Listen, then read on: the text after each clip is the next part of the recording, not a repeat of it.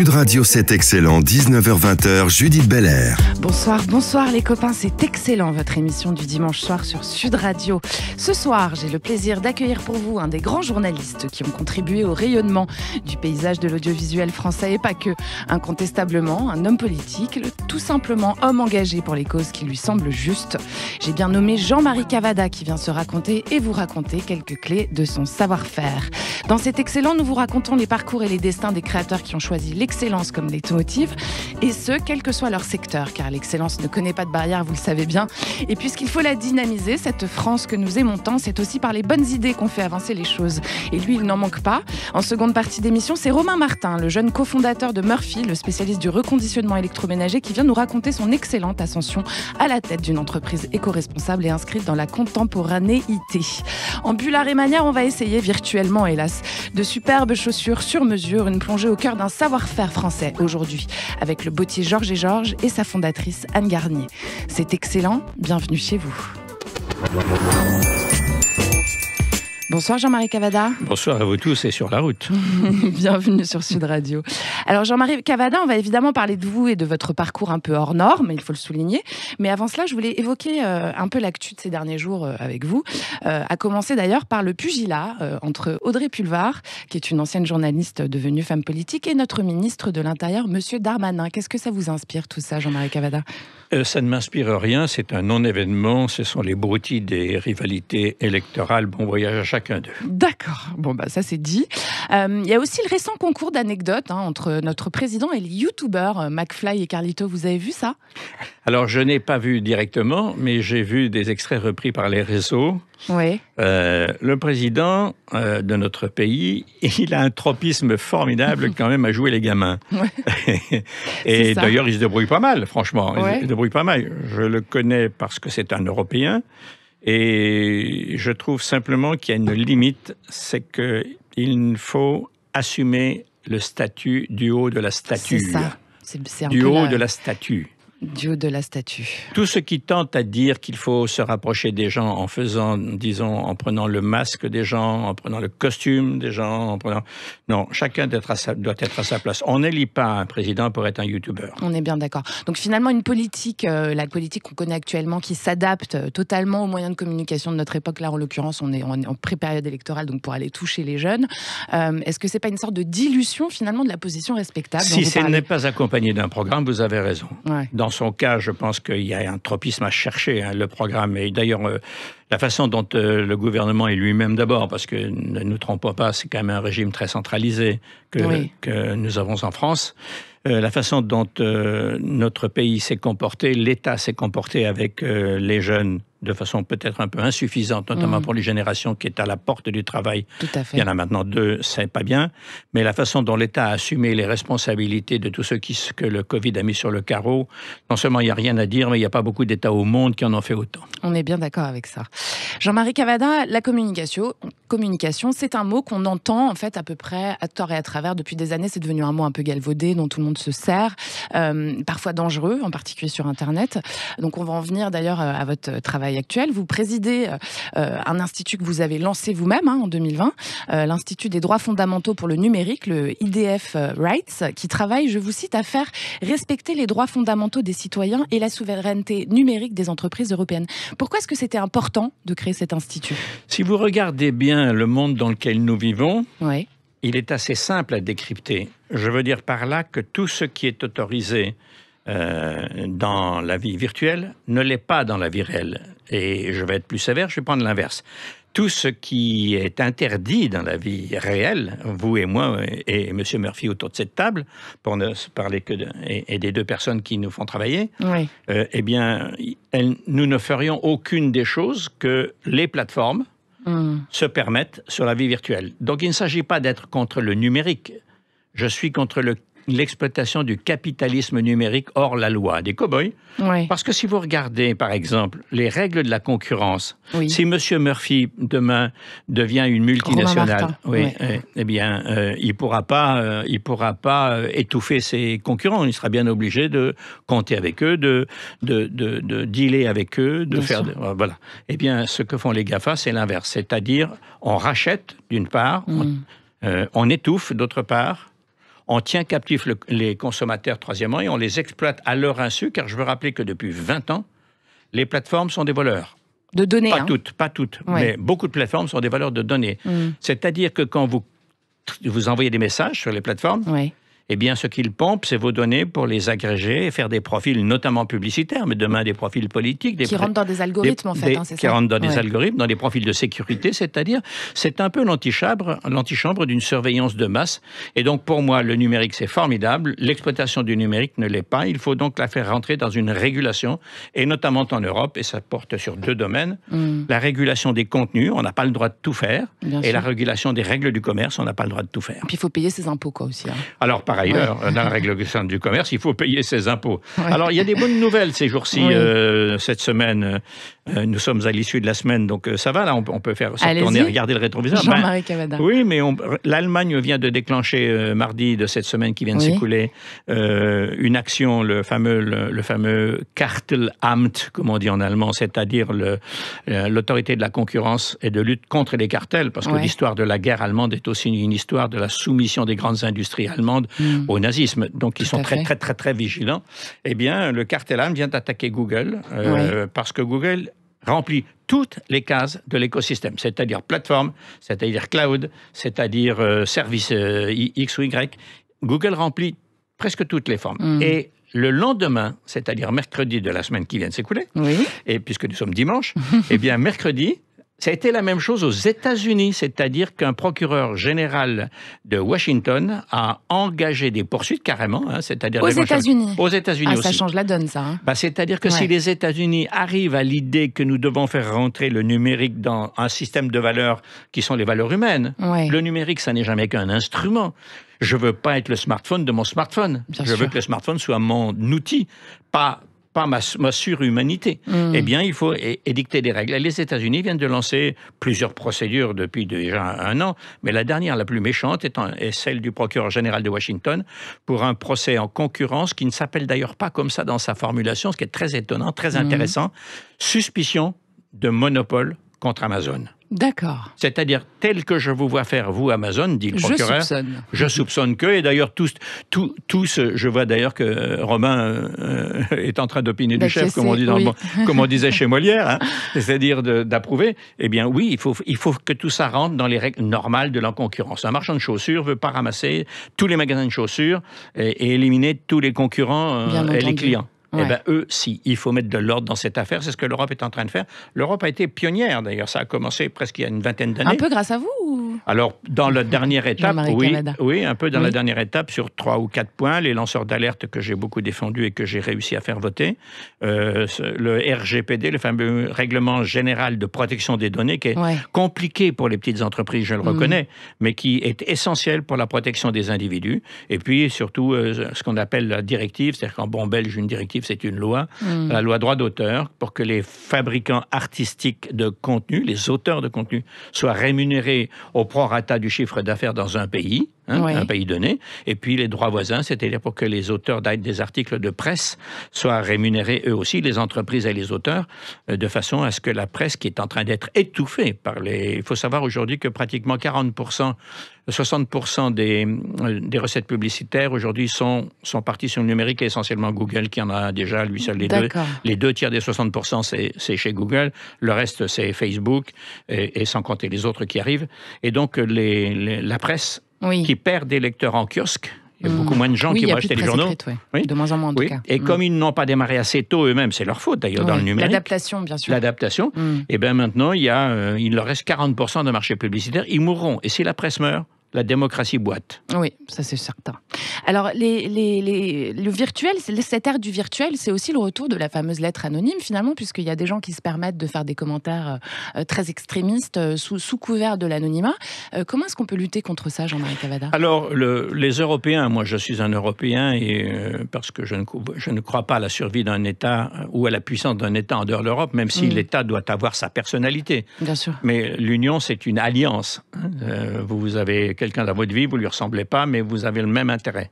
C'est ça, l'union de 27 pays qui sont très différents les uns des autres, très riches de cultures individuelles et très différents. Un Hongrois, il a une culture à la fois austro-hongro et encore un peu ottomane, il en reste quelque chose de l'occupation des Ottomans il y a quelques siècles, eh bien, on est unis pour une même et unique chose. La culture européenne, ça se résume à une chose très simple. Nous ne parlons pas les mêmes langues, nous n'avons pas les mêmes poètes, nous n'avons pas les mêmes musiciens, nous n'avons pas les mêmes auteurs de théâtre. Alors comment on fait, Jean-Marie Cavada? Eh bien, tous ces gens-là, ce sont des gens qui se sont bâtis en luttant pour leur liberté. Toutes ces cultures, la démocratie, quoi. Mais oui, là, la liberté. La liberté. Et ils en ont déduit un système qui est en effet la démocratie. Et, voilà. Et la base de la démocratie, c'est qu'aucun d'entre nous ne veut être prisonnier. Nous voulons être libres. Libres individuellement, libre collectivement, je veux adhérer à un syndicat. Aussi, non, je veux adhérer à un syndicat, un parti politique, aller dans une église. Je veux pas être... si je suis femme homosexuelle, homme homosexuel, si je suis hétérosexuel ou si je suis asexuel, je ne veux pas qu'on m'ennuie avec ça. Je veux être protégé si quelqu'un m'ennuie. Tous ces systèmes de valeurs-là, aujourd'hui, c'est exactement ce que le net, malgré lui, contrebat. Ne respecte pas. Ne respecte pas. Pourquoi? Pour une raison simple, c'est du fric. Le clic rapporte. Le clic rapporte. Oui, donc... Alors on laisse tout passer. Et c'est d'ailleurs quelque chose de très compliqué parce que cette façon de déverser des horreurs, dont le sommet a été l'attaque du Capitole le 6 janvier à Washington, qui est quand même, je dirais, tant mieux. Qui est un peu le summum, effectivement. Oui, je dirais d'une certaine manière, Trump a servi à quelque chose, malgré le champ de ruines qu'il a laissé dans certains secteurs. Pas tous, mais certains. Eh bien, il a servi à montrer que les réseaux, sortant des rails de ce qu'on pourrait appeler la liberté d'expression, qui a pour corollaire, pour tout le monde, la responsabilité d'expression. Eh bien, si on sort de ces rails-là, c'est très dangereux, quoi. On détruit la démocratie. Oui, on la détruit. La démocratie, c'est quoi? C'est le fait que je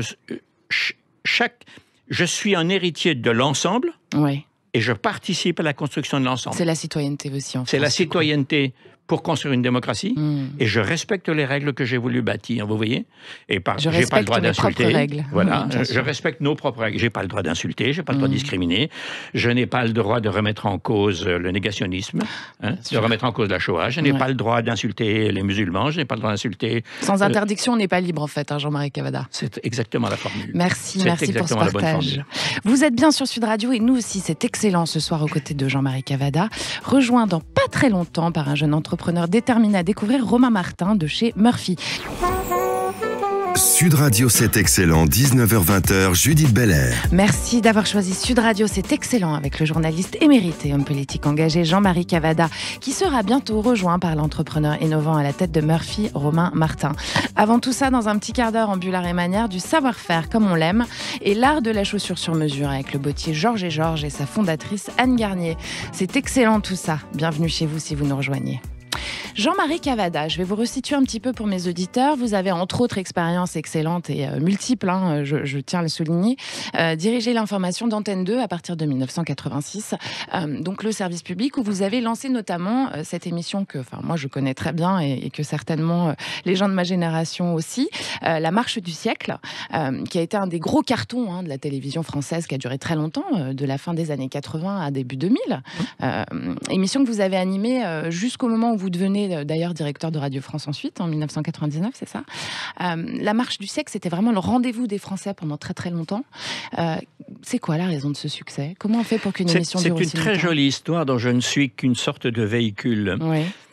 Dans les années 80, en 1981, je vais avec mon équipe, je dirigeais l'information de TF1 à l'époque, en 80-82.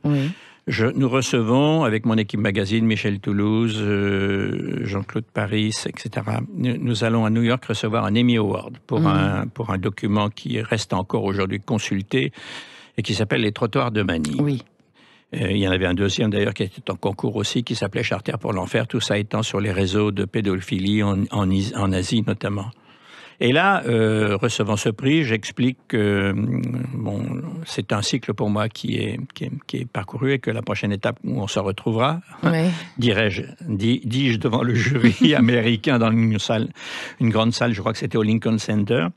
Et là, je me dis, tu ne vas pas te tourner en rond comme patron d'information toute ta vie. Maintenant, il faut changer, il faut essayer d'intervenir et changer progressivement des éléments de programme, apporter de la nouveauté de la société dans les programmes de la télévision. Les programmes, c'est-à-dire ce qui se diffusait à partir de 20h30 à l'époque, 21h aujourd'hui. Et je travaillais de temps en temps pour CBS. Oui. J'avais décidé de quitter la télévision en 82. Ça n'a pas duré longtemps. Hein. Non, ça a duré 5 ans. Je travaillais pour CBS de temps en temps. Je les aidais à installer leur bureau en Europe, en face de leur concurrent ABC et de mon ami Pierre Salinger, qui avait été un porte-parole de Kennedy d'ailleurs. Donc c'était un gros poisson. Hein. Ouais. Et les gens de CBS, un ami me dit un jour où j'étais à New York, j'y allais une semaine par mois, me dit... tu devrais venir à une conférence de Bethesda. Bethesda, c'est la grande hôpital, un des grands hôpitaux de New York. Je vais à une conférence et c'était pour moi lunaire. Sur la scène, je prends un peu de temps, pardonnez-moi pour le raconter, parce que ça me dépasse évidemment. Bien sûr. Sur la scène, il y a des patients, ils étaient 3 ou 4, des chercheurs du CDC d'Atlanta, le centre de recherche pour les épidémies d'Atlanta. Et je découvre avec stupeur que les patients, les malades, en savaient plus que les médecins ou les chercheurs. Il y avait des médecins soignants, puis il y avait des chercheurs, ceux qui travaillaient sur les cellules. Oui, bien sûr. Et je me suis dit, là, c'est le changement de la société. Désormais, on entre dans une société où désormais, les gens vont être les meilleurs experts de leur propre vécu. Et les théoriciens, je sais pas, non, c'est ce que j'ai vu qui m'a apporté ça. Et les théoriciens qui connaissent bien les problèmes, mais qui ne les vivent pas avec toutes les nuances que ça suppose, vont devoir tenir compte. La médecine va changer. J'ai réfléchi un peu, j'ai conçu ça, et quand 3 ans plus tard, 4 ans plus tard, après que j'ai créé avec Philippe Ramon la 5 privée de Lagardère, Berlusconi, R5, etc., où je voulais faire l'équivalent de CNN. En 86, je reviens. Je ne voulais pas travailler avec ces capitalistes-là qui n'étaient pas très bien, qui étaient un peu fous. Ils étaient fascinés par les stars, par les mannequins, par la musique. Enfin, bon, bref. Et j'avais dit à Lagardère, d'ailleurs, vous allez vous ruiner, mon cher. Ça n'a pas manqué. 3 ans plus tard, la chaîne s'arrêtait, ou 4 ans plus tard. Il faut de l'authenticité pour marcher dans ce métier, Jean-Marie Cavada. Il faut être libre. Et moi, j'avais déjà commencé à acquérir les conditions de ma liberté. Donc, ça, c'est les conditions, y compris matérielles. Bien sûr. Donc, j'avais créé une société. Pendant les temps où j'avais quitté la télévision et avant d'y revenir. Je dirigeais une grosse compagnie de cinéma donc, qui s'appelait Parafrance, qui m'a permis d'apprendre le métier de la production des fictions, c'est-à-dire... C'est autre chose encore. Oui. Et puis j'étais administrateur d'un grand groupe de publicité pour m'apprendre ce que c'était que la publicité, puisque c'est un des éléments de ressources des chaînes de télévision. Vous ne pouvez pas être patron si vous ne savez pas ce que c'est que la fiction, qui rassemble le plus d'audience. L'information, je connaissais, la fiction, je ne connaissais pas, la publicité, je ne connais pas. Bon, vous aviez envie de vous donner d'autres cordes à votre arc, en fait. Oui, je voulais devenir patron, ce qui fut fait.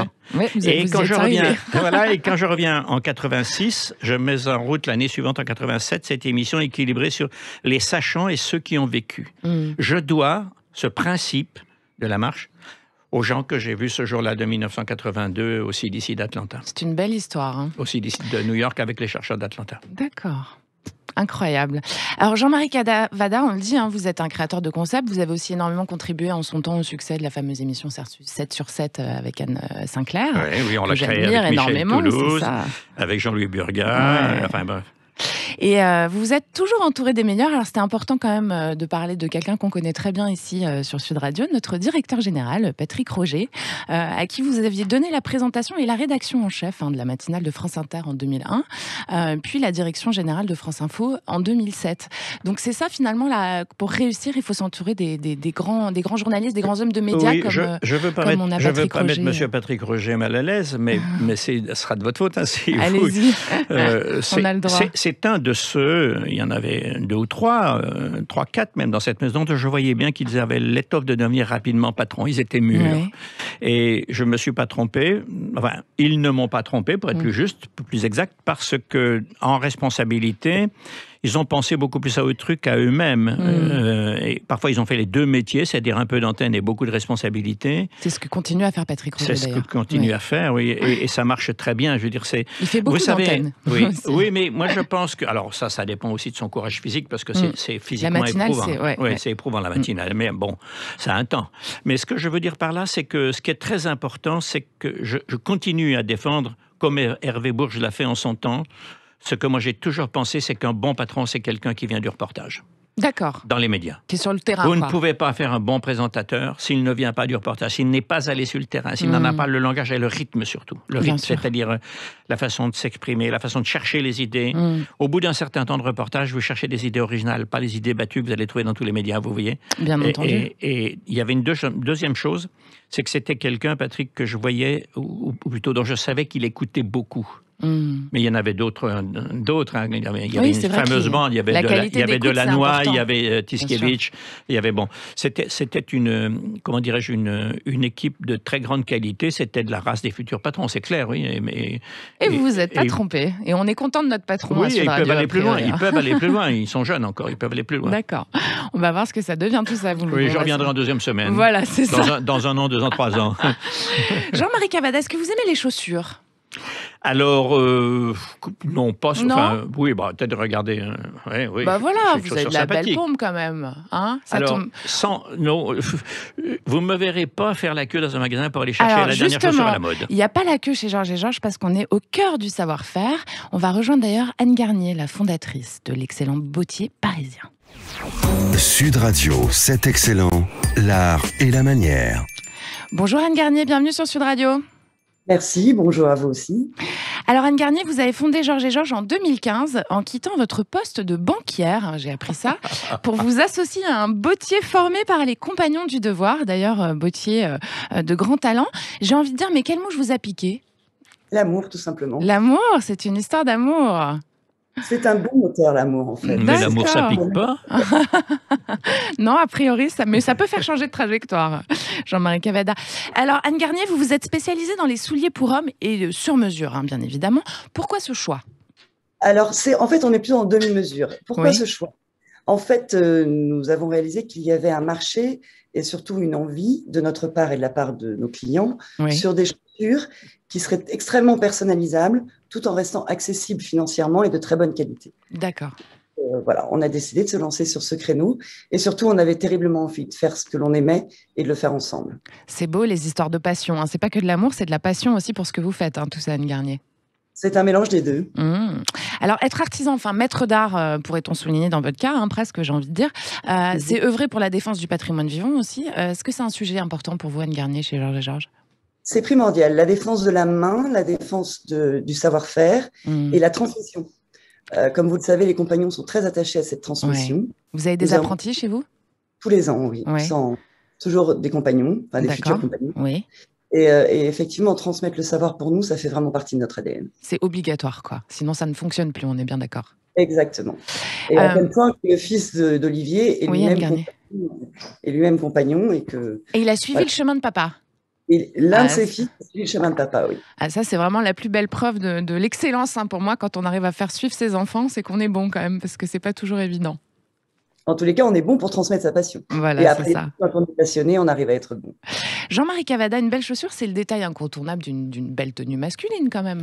Ah, mais je ne suis pas en train de vous dire que je voyage en tongs. Je ne vous verrai pas du tout en tongs d'ailleurs. Vous avez bien raison d'ailleurs, ni même en Bermuda, vous avez bien raison. Mais je trouve assez facilement ma satisfaction dans là où j'ai mes habitudes, mais je ne suis pas étranger à découvrir. D'accord. Alors, Anne Garnier, est-ce que vous auriez par exemple un modèle phare que vous nous conseilleriez, par exemple pour Monsieur Cavada, une chaussure basse peut-être? On vous entend plus. Ah, pourtant je suis là. Ah, ça y est, vous voilà. Donc, est-ce que vous auriez un joli petit modèle à nous montrer? Alors, je vais vous chercher ça. Je vous demande une petite seconde. On est sur de la chaussure en cuir sur mesure ou demi-sur-mesure. Voilà. Fabriqué avec du cuir français. Pour rentrer un peu dans la technique, on est sur du cousu de cuir, etc., etc. Les calcéophiles comprendront. Vous me voyez quoi? Oui, on vous voit. Allez-y. Les calcéophiles. Qu'est-ce que ça veut dire? Les collectionneurs de chaussures, les passionnés. On aura appris un mot aujourd'hui. Oui. Moi aussi, je vous avoue. Allez-y, Anne Garnier, montrez-nous ça. On a encore un tout petit peu de temps. Ok, alors on a par exemple là un modèle qui s'appelle un double boucle, qui existe très classiquement dans beaucoup de marques et qui était plus ou moins créé par Loeb. Sauf que nous avons décidé de faire une double boucle avec une seule patte. Oui.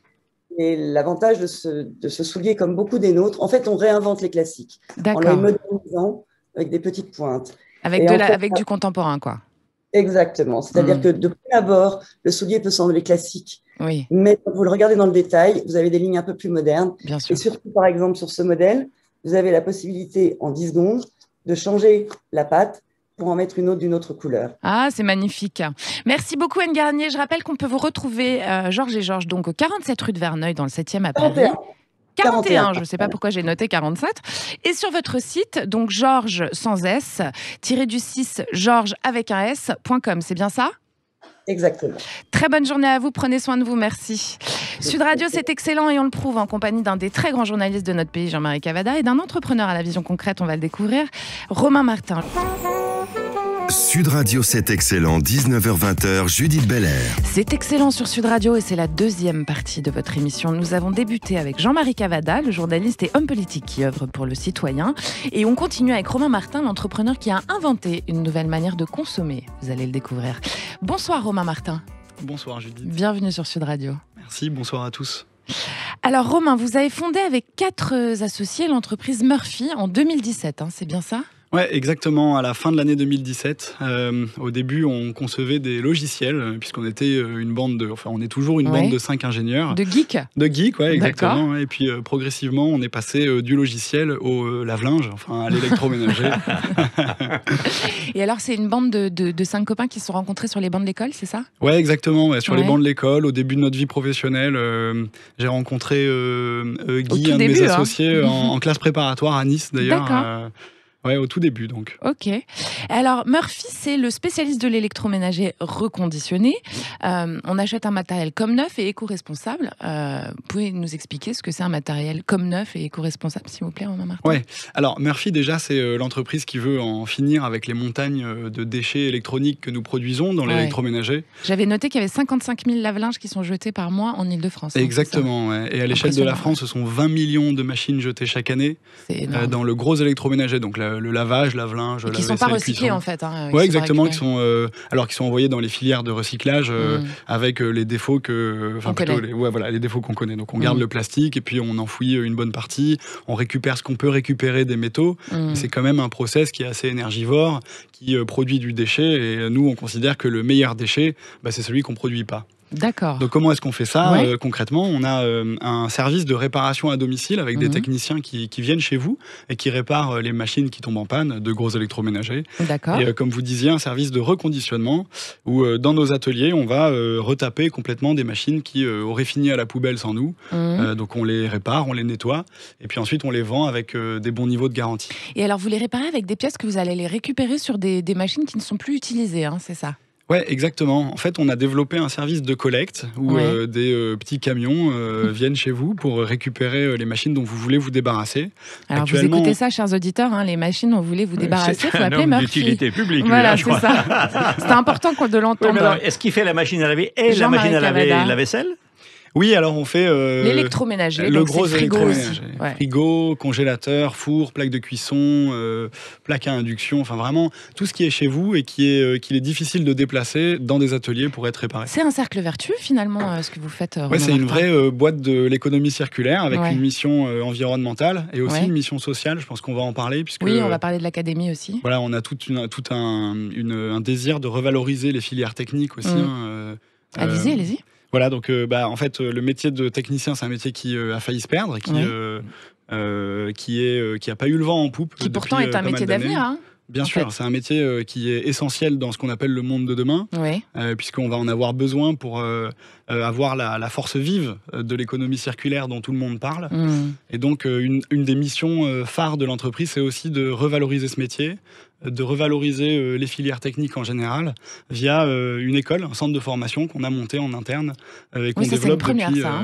Ouais, exactement. Ouais, alors, vous les formez justement, ça c'était mes questions de bien après, mais c'est pas grave, on va enchaîner là-dessus. Vous les formez justement, ces techniciens, alors évidemment à la technique de réparation, mais chose très importante et notoire, au service. Absolument. Parce que ça change tout quand même. Absolument, Judith. Puisque ce qu'on veut faire, c'est transformer des habitudes de consommation. Excusez-moi. Pour transformer des habitudes de consommation et pour redévelopper le réflexe de réparation qui a été perdu, ce qu'il faut faire, c'est développer un service exceptionnel. Il faut absolument que le technicien, quand il vienne chez vous, à la fin de la réparation, vous vous dites « Waouh, c'était exceptionnel ». Depuis le moment où j'ai réservé en ligne, en quelques clics, l'intervention d'un technicien qui peut venir 24 heures plus tard sur des créneaux de 2 heures, puisqu'on développe des créneaux de 2 heures pour fluidifier l'expérience de réparation, jusqu'au moment donc où le technicien part de chez vous. On a vraiment envie de développer... de susciter un effet qu'on appelle wow, de façon à ce à ce que ensuite vous en parliez à tout le monde autour de vous et que vous parliez du service et qu'il y ait un effet boule de neige qui se produise autour de ça. Alors moi j'ai eu envie de vous inviter, Romain Martin, parce que je vous raconte ça aussi à vous, Jean-Marie Cavada, parce que Romain Martin quand même il a 28 ans, il a monté sa boîte il y a pas très très longtemps, et ils ont quand même fait 3,5 millions de chiffre d'affaires, je peux le dire parce que c'est sur Internet, en 2020. Et j'ai lu également que vos projections pour 2021 flirtent avec les 12 millions. Comment est-ce qu'on fait à 28 ans pour monter un projet qui fonctionne aussi bien, et comment est-ce qu'on fait pour le vivre en fait derrière, pour le vivre dans les bonnes conditions, on va dire, ça se fait progressivement. Je vous disais qu'on est une bande de geeks. Au départ, on développait des logiciels.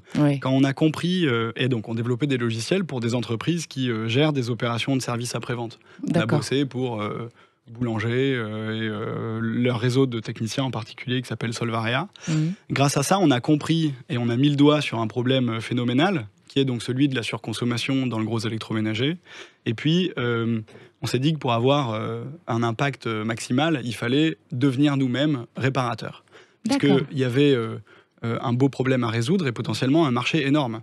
20 millions de machines. En fait, il n'y avait pas d'acteurs spécialisés en réparation hors garantie avant Murphy. D'accord. Puisque vous concurrencez Darty directement, en fait. On concurrence directement l'industrie du neuf. C'est ça. C'est un message d'ailleurs très fort. Puis il y a aussi une autre chose qui différencie Murphy, c'est que vous proposez 2 ans de garantie sur le matériel. Oui, alors on aimerait bien aller jusqu'à 2 ans de garantie. Aujourd'hui, ce sont des extensions de garantie qui peuvent aller même jusqu'à 3 ans. Et demain, ce sera à chaque fois... En fait, on mettra 2 ans de garantie à l'achat pour tout le monde. En disant, là encore, nous sommes des professionnels, on sait ce qu'on fait, donc on est capable de garantir pendant 2 ans des machines reconditionnées de la même manière que l'industrie du neuf, puisque les process de reconditionnement incluent aussi la modification des pièces d'usure, etc. Jean-Marie Cavada, je ne sais pas ce que vous en pensez, mais moi je suis convaincue. Il y a 2 choses qui me frappent. D'abord, Romain a raison, si vous me permettez de vous appeler par votre prénom. Bien que je vous découvre ici pour la première fois. Vous avez raison, et vous n'êtes pas allé jusqu'au bout d'une certaine manière, c'est-à-dire que la filière ingénieur elle est sous-diplômée, sous-rémunérée et sous-considérée. Donc ça, c'est très important. Par opposition aux Allemands, par exemple. Que vous ayez un master en Allemagne ou que vous soyez ingénieur, vous avez une équivalence de traitement, y compris social. Socialement, oui. Donc c'est vraiment très important. Et la deuxième chose, ce que j'aime beaucoup, alors ça se vérifie bien entendu, puisque il faut que tout ça marche, mais c'est d'ajouter la qualité du service à la technicité du service. Vous savez réparer, maintenant il faut que ce soit fait aussi dans des conditions remarquables, y compris la garantie, je trouve que c'est bien. D'ailleurs, à mon avis, ça ne m'étonnerait pas que je vous demande une carte à la sortie de ce studio. Tant mieux, c'est fait pour ça. Et donc, pour reprendre l'histoire, je vous disais que ça s'est fait progressivement, donc on est passé d'une bande de geeks à des réparateurs, puisque au début... Vous êtes formé aussi, du coup, à la réparation. Oui, on s'est formé. Alors, on s'est formé en mode autodidacte, sur Internet, en regardant ce qu'il y a dans les machines, aussi en achetant des machines, en les démontant pour essayer de comprendre. D'accord. Et puis après, pendant 6 mois, on a été nous-mêmes réparateurs avec mes associés. D'ailleurs, ça me fait ce que vous aviez dit tout à l'heure sur le fait qu'un bon patron doit être aussi terrain, ça a résonné pas mal avec cette histoire-là, puisque pour comprendre le métier de technicien et pouvoir l'organiser, il fallait le faire. Donc je vous disais, ça s'est fait progressivement, on a été réparateur, puis petit à petit, on a recruté 1 personne, 2 personnes, 3 personnes. Vous êtes à combien aujourd'hui là ? Aujourd'hui, on est 198 énorme, dans l'entreprise. C'est excellent. 198 avec une 60aine de personnes en cours de formation, puisque je vous le disais, ce qui a fait sens ensuite dans l'histoire du développement de la boîte, ça a été de créer une école pour se libérer d'une contrainte très forte qui est le manque de compétences sur le marché du travail. Et d'ailleurs, Romain Martin, suite à la crise Covid, dans cette académie, vous avez eu beaucoup de reconversions, en fait, des gens qui avaient des chemins autres, ou dans la restauration, ou DJ par exemple, j'ai vu, et qui sont devenus techniciens, c'est ça ? Ouais, exactement. On a un ancien DJ dans la première promo. Ça doit chanter dur sur vos chantiers de réparation. Ouais, ça doit être marrant, ouais. Et on a aussi, comme ça, pas mal de secteurs impactés par la crise, comme par exemple tous les métiers liés à la restauration. Ouais. On a 4-5 personnes qui étaient serveurs ou barman. Exactement, et qui apprennent aujourd'hui le métier de technicien. Et ça fait sens, puisque c'est un métier de service. Et quand on a eu l'habitude de servir des gens et qu'on a cette appétence, cette intelligence relationnelle, c'est vraiment quelque chose qu'on cherche dans notre école. On a aussi un ancien réparateur d'avions de chasse. Ah ouais, figurez-vous, retraité de l'armée. Le problème, c'est que toutes ces pièces sont grandes et grosses, c'est ça. Jean-Marie Cavada. Mettant un turboréacteur dans un réfrigérateur, ça ne se fait pas. C'est compliqué. Jean-Marie Cavada, pardon. J'aime bien l'histoire que ce monsieur raconte. Ah oui, j'aime bien. Parce que je vous vois très, très incarné là-dedans. C'est intéressant parce qu'il y a aussi, finalement une entreprise qui marche. C'est une entreprise, effectivement, qui prend soin de son personnel, donc qui sait aussi le former. Et c'est aussi une entreprise qui travaille son image de marque, le service, etc. Aujourd'hui, ça passe par les réseaux. Est-ce qu'il y a une clé pour mieux se faire voir, ou de la meilleure manière, selon vous, Jean-Marie Cavada, sur les réseaux en général, ou peut-être que d'ailleurs vous, Romain Martin, vous allez pouvoir répondre à cette question. À vous l'honneur. À vous l'honneur. Nous, on a une composante digitale qui est assez forte, puisque, encore une fois, on est une bande de geeks. Oui. Donc, en effet, on développe des techniques d'acquisition modernes sur les réseaux sociaux, sur Facebook, Vous parlez en Instagram. termes de formation ? Non, alors là, je parle vraiment de visibilité. Ouais. Donc, comment est-ce C'est quoi vos techniques ? Alors tout simplement, on fait de l'acquisition client, on utilise ce que vous décriez tout à l'heure sur le fait que Facebook, par exemple, est capable de définir des profils assez précis d'acheteurs potentiels. Et ça, vous le faites, vous. Et donc, on utilise ces outils qui sont franchement... qui vous permettent de cibler les... S'il n'était pas si sympathique, je dirais quelle honte. Non, mais en revanche, je vous suis... Il l'utilise parce que c'est disponible. Le jour où ça n'est plus disponible, il y a autre chose. Je vous suis complètement sur l'impérieuse nécessité ensuite d'être capable de rester souverain sur ses propres données. C'est-à-dire que grâce à la RGPD, aujourd'hui, on peut, par exemple, demander à Facebook d'effacer complètement les données qu'ils ont collectées qu'on a bien voulu leur donner, d'ailleurs. Oui, sans qu'on soit sûr qu'ils le fassent. C'est ça mon problème. Romain Martin, Jean-Marie Cavada, cette conversation est passionnante. On va se retrouver dans pas longtemps, juste après ça. Sud Radio, c'est excellent, 19h-20h, Judith Belair. Bienvenue dans C'est excellent sur Sud Radio. Si vous nous rejoignez ce soir, nous sommes en compagnie de l'homme de médias incontesté, Jean-Marie Cavada, et d'un entrepreneur à la vision éclairée, Romain Martin, à la tête de Murphy. Jean-Marie Cavada, vous avez posé une question hors antenne que je vous demande, s'il vous plaît, de réitérer. Je vais sortir mon nez du réfrigérateur et de la machine à laver, parce qu'il y a des composants, naturellement, et il y a beaucoup de numérique aussi. La question, c'est: est-ce que vous avez des difficultés à vous approvisionner en machines qui sont, comment dirais-je, périmées, si je puis dire, donc qui doivent être dépannées? Et comment vous faites? Parce que ça, c'est aussi un marché qui, à mon avis, doit être extrêmement fermé. Et il faut y aller avec un blouson en zinc, non? Ouais, c'est une excellente question. En effet, c'est un marché qui est assez verrouillé, celui du déchet. Alors pour nous, ce sont des ressources, mais cet accès à ces ressources-là est difficile. Aujourd'hui, comme je vous le disais, on a développé un service qui permet aux gens de nous les donner. Voilà, c'était la question. Oui. Voilà, donc c'est un peu comme Emmaüs, quoi, en fait. Ouais, c'est ça. Ouais. On récupère environ 400 machines par semaine actuellement. C'est pas mal quand même. Dans notre atelier de Bobigny, simplement. Ensuite, on a 3 autres ateliers. Vous avez des antennes nationales aussi, C'est ça, on a 3 autres ateliers qui sont des vrais outils industriels de 2500 mètres carrés, où on est capable de produire plusieurs centaines de machines par mois. On est basé à Lyon, à Lille et à Nantes. D'accord. Et on a un service sur la partie réparation à domicile qui est national. Qui est effectué d'ailleurs par des techniciens qui sont des techniciens et des techniciennes, puisque l'académie et le centre de formation, exactement. J'adore l'idée, moi. Le centre de formation va nous permettre de féminiser le secteur. C'est quelque chose qui est important pour nous. Ouais. Et donc je disais des techniciens et des techniciennes qui sont recrutés 100% en CDI.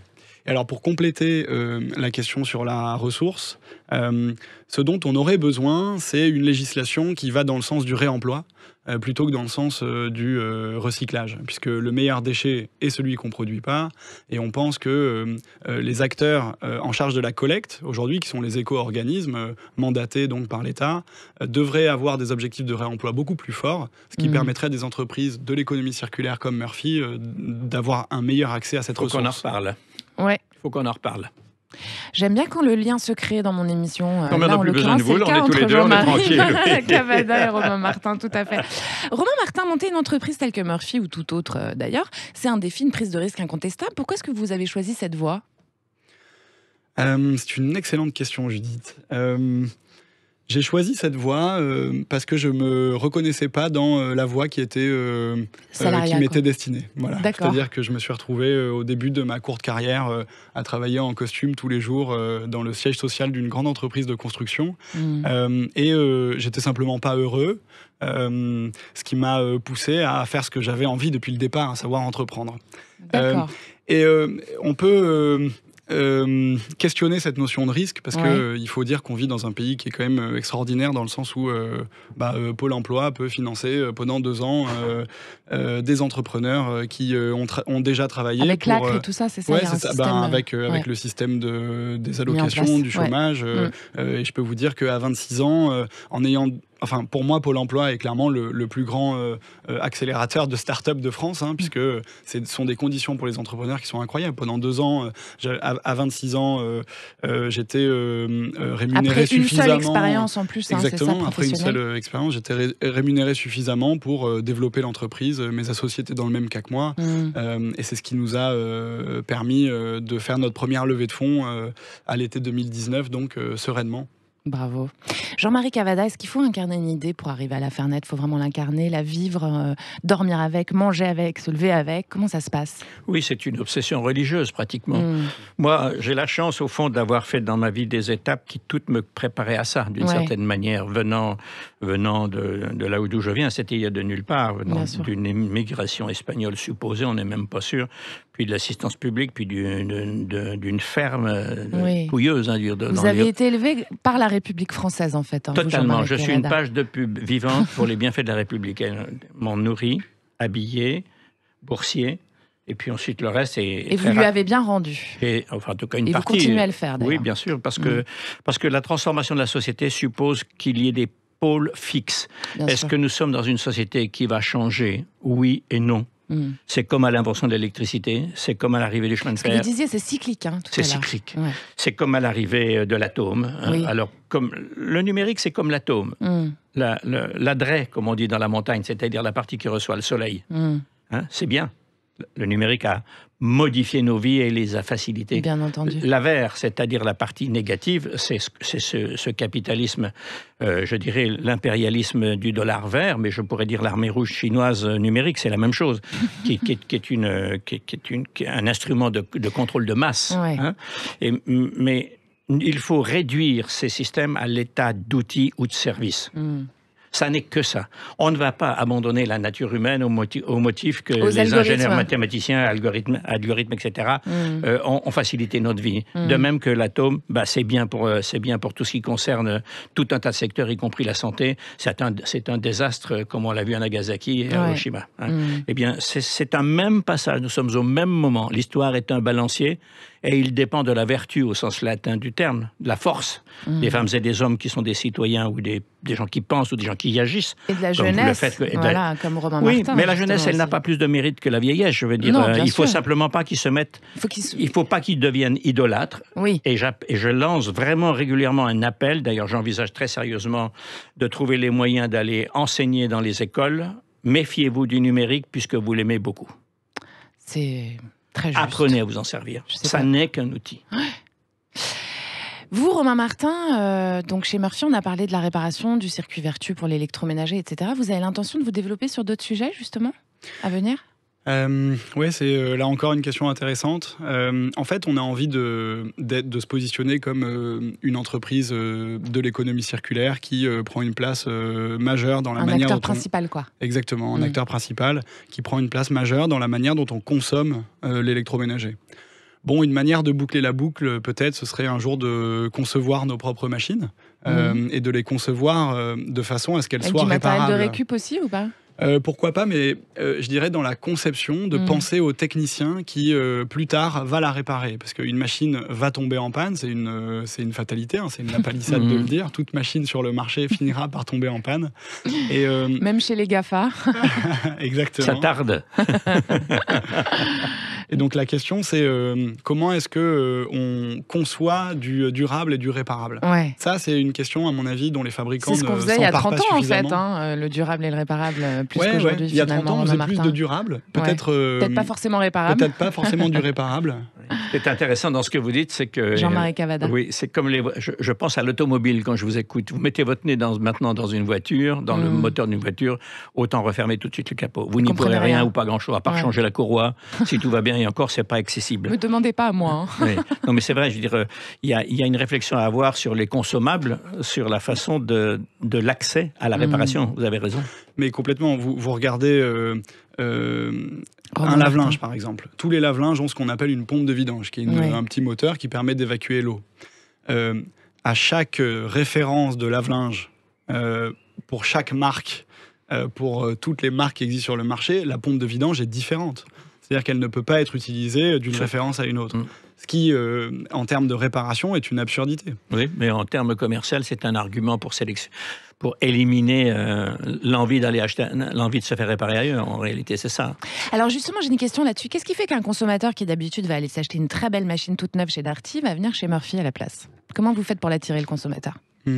Pourquoi il va s'acheter une machine reconditionnée à la place d'une machine neuve ? Là encore, c'est une très bonne question. Je pense que l'argument...